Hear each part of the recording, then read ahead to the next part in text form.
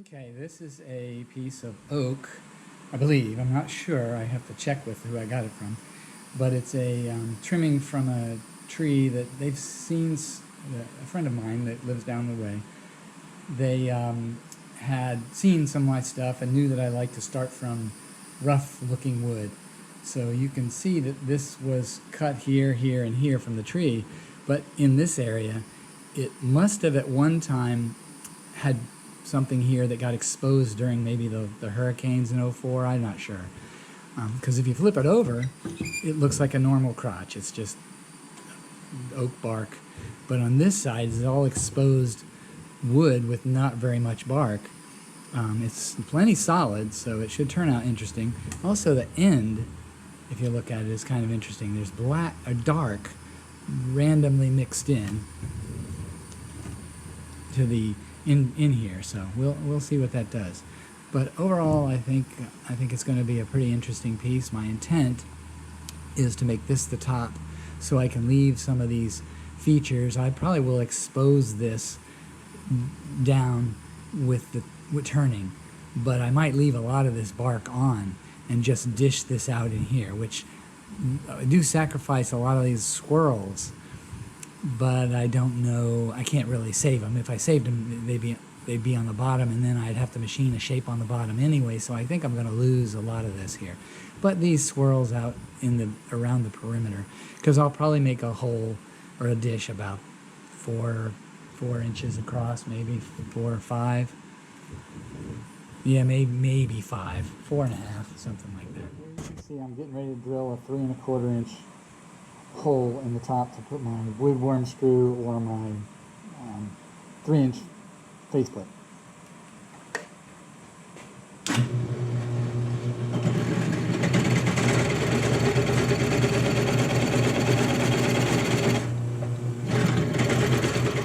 Here it is mounted on the lathe.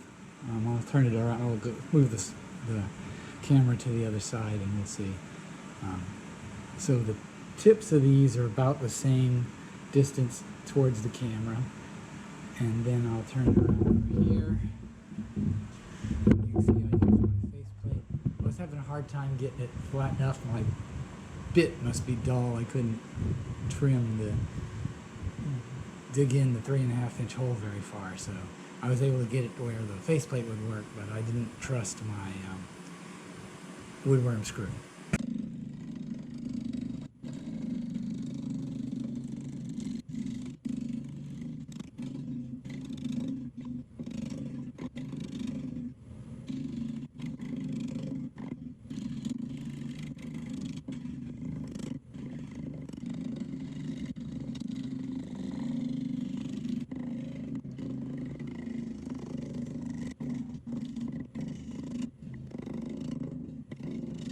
I guess I didn't say it. I'm going to flatten this off more. I'm just doing the ends right now, but I'm going to curve this in. I just want to get rid of this flat spot here and there where I did with the bandsaw. I've got it here. I got to get in farther here. So it'll dish under farther. And then I'll probably slope it down some so that when I make my 2-inch mortise right here somewhere, I'll have something to hold on to, but I gotta get in flatter.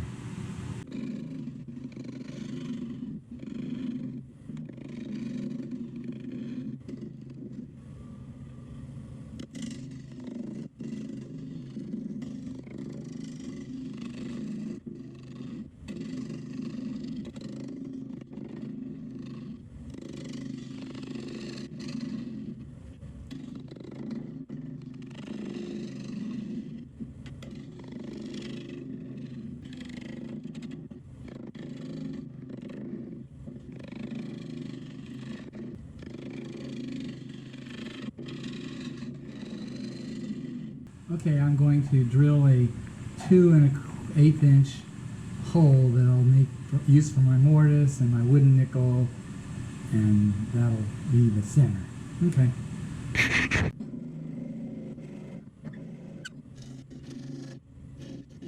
Okay, the next thing I'm going to do is make a foot here and then taper this up a little bit so that I can make sure that I'm rounded, nice and rounded on these ends. I'll probably curve it underneath. So, let's see.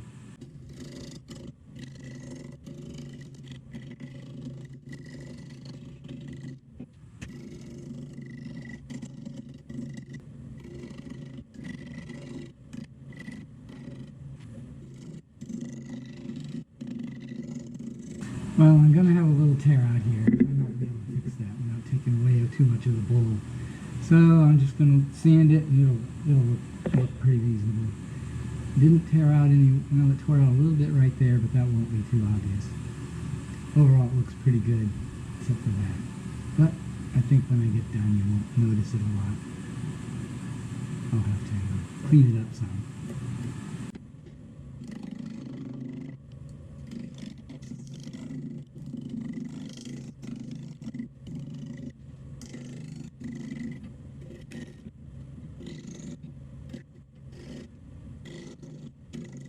Okay, so I've got it pretty much the bottom turned. I got this flaw here, which I'm not going to be able to do anything other than sand it so it's flush.